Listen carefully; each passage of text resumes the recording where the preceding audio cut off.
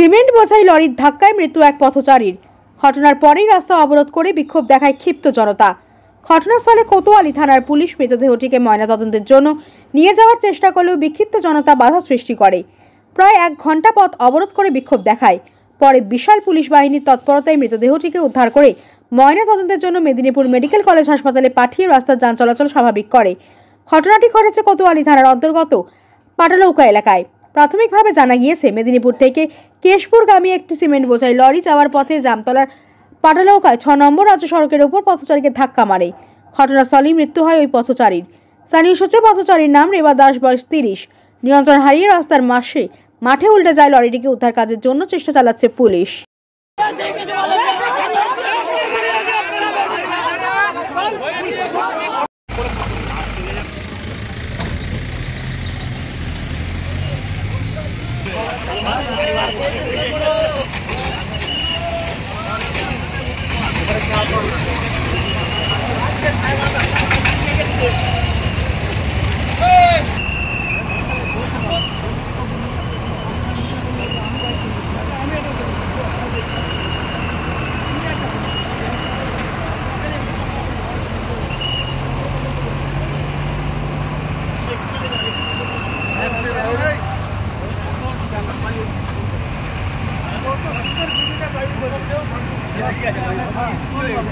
এই একই ক্ষেত্রে হলো